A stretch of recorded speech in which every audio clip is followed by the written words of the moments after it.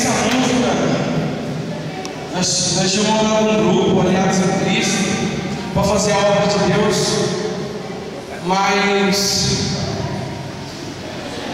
durante esse tempo, assim, eu peguei e falei com o Chino, vou escrever uma música para gravar no Ceará. Não, tranquilo, vamos fazer.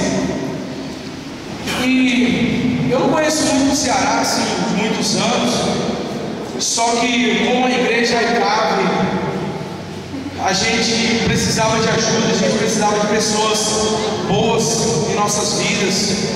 O pastor Oswaldo, a pastora Norma,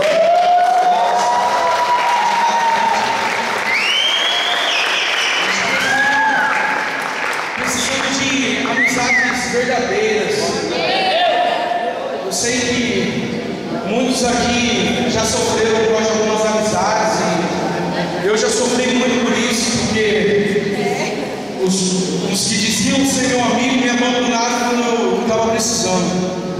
E no período dessa quando eu me converti, eu e o Chino, o pastor Oswaldo, a pastora Norma apresentaram o Ceará pra gente. Ele acolheu nós com todo carinho, com todo o coração, abraçou a gente, levou a gente para casa dele, e lá ele mostrou os instrumentos deles, e a gente começou a se interessar ali no mundo gospel. E hoje ele está aqui, lançando seu 5º CD, para a honra e glória de Deus. E eu fico muito grato de ter feito essa música. E nesse período eu me afastei da igreja. Nesse período que eu me afastei da igreja, o Ceará, acho que eu não sabia, ele estava lá no Ceará.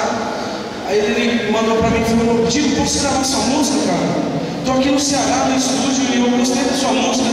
Eu falei: não, a música não é minha, não, a música é de Deus, mas está nas suas mãos. Eu falei: eu sei que você vai fazer o bem uso dela. Para honra e glória de Deus, ele está lançando um CD hoje.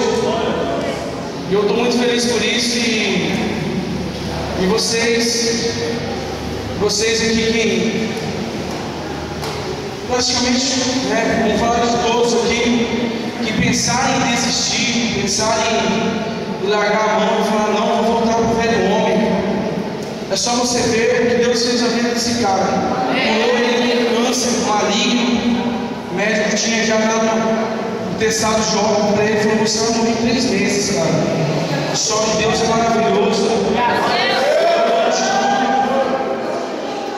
E se o Ceará está aqui hoje é porque a obra dele está sendo bem feita, amém?